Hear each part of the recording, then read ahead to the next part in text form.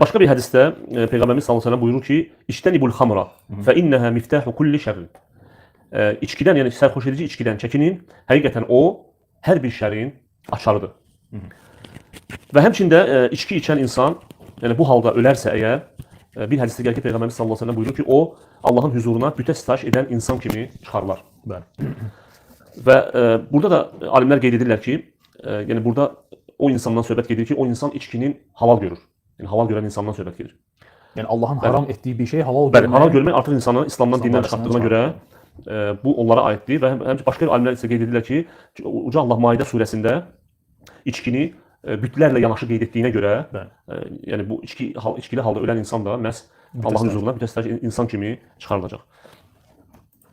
Və ümumiyyətlə bu qeyd etdiklərimizdən gərək ibrət alaq və həmçində qardaşlara nəsihətim budur ki, kim bu bəlaya düçar olmamışsa, yəni Allah Taala onu bu bəladan afiyət etmişsə, afiyət vermişsə ona bu bəladan, buna görə Allaha həmd etməlidir.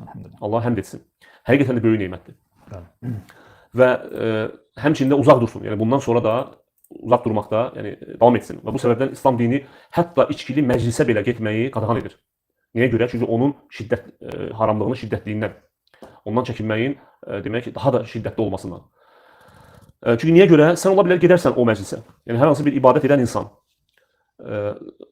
içkili məclisə gedərsə, ilk növbədə demək həmən məclisdə iştirak etmək elə özü razılıq əlamətidir.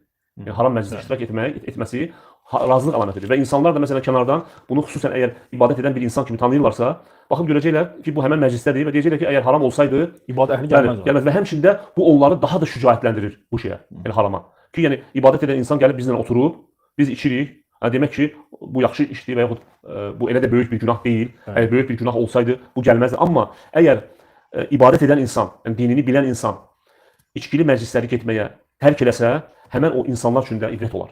Və onlar da dərk edərlər ki, bunun nə qədər ağır olduğunu.